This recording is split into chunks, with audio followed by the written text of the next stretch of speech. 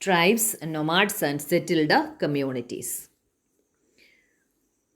Here we can see the picture of tribes in India.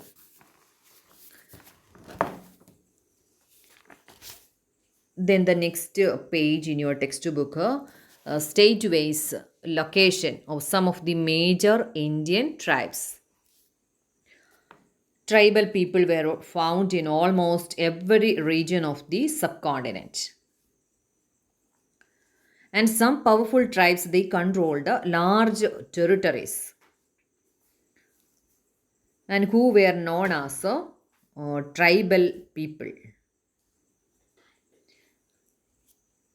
Who were known as tribal people. Tribal societies absolutely different from those which existed in big cities, and they did not follow the social rules and rituals. They divided societies into numerous unequal classes, and these societies were known as tribes. There was a unique bond of kinship among the members of each tribe. What about their occupation? Their main source of livelihood was agriculture. They depend on agriculture. Some of them they were hunter gatherers or herders. Some tribes were nomadic. Nomadic means what? Moving from one place to another. Many large tribes lived in forest, hills, deserts, and places difficult to reach. Here we can see some of the tribal societies. In Punjab, the Hoka tribe that was very influential during 13th and 14th century. And Kamal Khan Hakar was a noble by Emperor Akbar. Some powerful tribes, they controlled large territories. One such example that is given in Punjab areas, Hoka tribe that was very influential during 13th and 14th centuries. Then in Multan and Sindh, the Lankas and Ahuns dominated extensive region before they were subdued by the Mughals. And in the western Himalaya lived the shepherd tribes, and they were known as Gadis. In the northeastern part of the subcontinent too was entirely dominated by tribes, especially the Nagas and Ahoms. And in many areas of present-day Bihar, Jharkhand, Jero and chief doms had emerged by the 12th century. Then in the Maharashtra and the highlands of Karnataka were a home to Kolis. Then Bills, they spread across western and central India. And many of them they had become settled agriculturalists and some even semindas. Then from another tribal groups that were known as the Gond. The Gonds lived in vast forested region known as Gondwana, and they practiced shifting cultivation. The Akbar Nama, history of Akbar's reign, mentioned the Gond kingdom of Garkha that had 70,000 villages. The administrative system of these kingdoms was becoming centralized.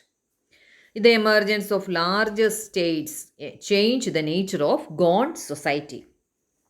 Certain Gond chiefs now wish to be recognized as Rajaputs.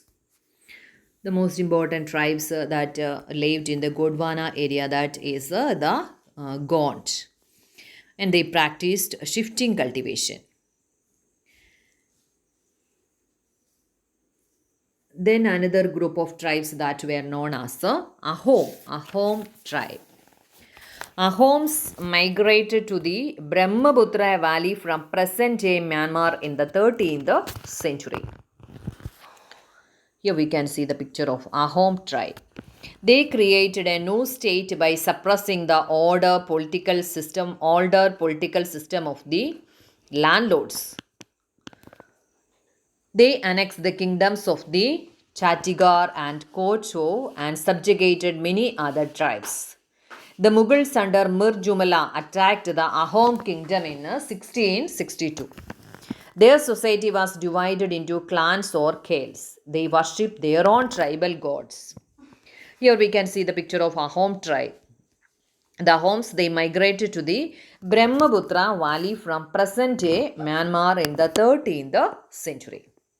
And they created a new state by suppressing the older political system of the landlords.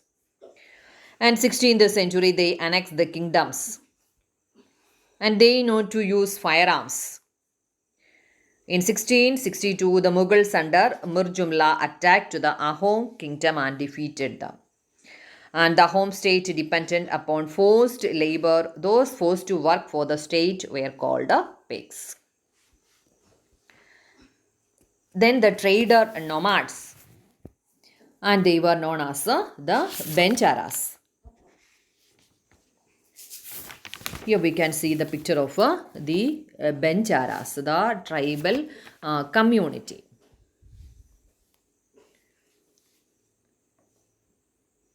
The Bencharas were the most important trader nomads. Alauddin Khilji used the Benjaras to transport grain to the city market. Then the another group of tribal group that is known as Bills. The picture is also given. The Bills are considered as the third largest and most widely distributed tribal groups in India.